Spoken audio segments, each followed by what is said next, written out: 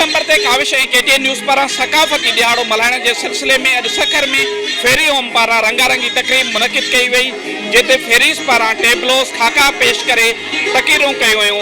अचो हिते मौजूद मेहमाननि ऐं परियुनि सां ॻाल्हि ॿोल कयूं।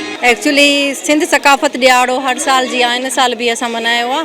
फेरी होम में हिकिड़ी सुठी इवेंट थींदी आहे। उन में इवेंट करण जो मेन मक़सदु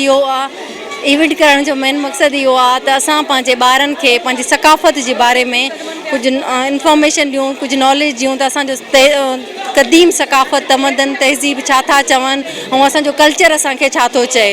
हिन में ॿारनि खे थोरो अवेयर कयो आहे ऐं महिमान बि आया, उन्हनि जे लाइ ॿारनि स्पीच कया, कुझु अवेयरनेस सेशन्स हुया। कुझु प्रोग्राम में असां इहो ॿुधायो त सकाफ़त छा आहे। मुंहिंजूं सिस्टर्स बि इलाही पोइट्री चयूं, मां तक़रीर करियमि ऐं सकाफ़त जे बारे में मतिलबु माण्हुनि खे ॼाण ॾेई आयासीं। हिते सिर्फ़ु महफ़िल मौसीक़ी न आहे, बल्कि असांखे सकाफ़त जे बारे में मुकमल तौरु आगाह करिणो हुयो माण्हुनि खे त मतिलबु सकाफ़त छा आहे, छो मल्हाईंदा आहियूं। सिंध खेर थियो आहे न खेर थींदो कॾहिं, खेर थियो आहे न खेर थींदो कॾहिं, सिंधी जे वेरनि सां दुश्मनी जारी आहे मुंहिंजी। असांजो कल्चर डे असां हिनजी वजह सां मल्हायूं था छाजे करे असांजो पंहिंजी सकाफ़त जो ॾींहुं आहे। टोपी पाइण ऐं अजरक पाइण असांजी सकाफ़त जो ॾींहुं आहे ऐं अॼु सकाफ़त जो ॾींहुं आहे। असां इलाही ख़ुशि आहियूं। असां पंहिंजे फेरी होम जो मतिलबु कि सकाफ़ती दिहाड़ो मल्हायूं था ऐं असांखे इलाही ख़ुशि आहियूं। जी, मैं यही पैगाम दूंगा कि अल्हम्दुलिल्लाह सिंध हमारा सकाफ़त से, कल्चर से इनहेरिटेड है, बहुत ज़्यादा रिच है और बहुत खुशी होती है कि हमारे सिंध के लोग ना सिर्फ इस कल्चर को अपनाते हैं बल्कि इसको प्रमोट भी करते हैं।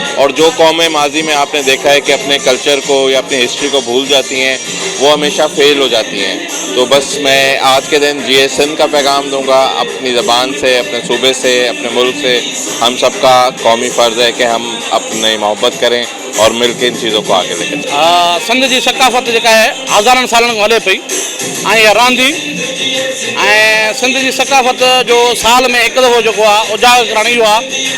सिंध जी सकाफ़त में महिमान नवाज़ी आहे, सिंध जी सकाफ़त में प्यार मोहबत अमन भाईचारो आहे ऐं सिंध उहो सूबो आहे, सिंधी उहे माण्हू आहिनि अमन जो पैगाम ॾींदा आहिनि, प्यार जो पैगाम ॾियण वारा आहिनि।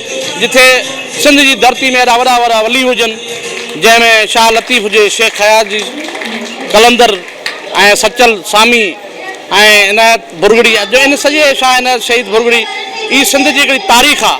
उहा कॾहिं बि तारीख़ उहो मोहन जो दड़ो हुजे, मुगल जी माड़ी हुजे, सिंध जी सकाफ़त खे ख़तमु करे कोन थो। असां हर दफ़े हर साल कल्चर डे सिंधी सकाफ़त ॾियारो मल्हाईंदा आहियूं। कैमरामैन नज़ीर चांडियो सां गॾु अनस गांगरो, KTN न्यूज़ सखर।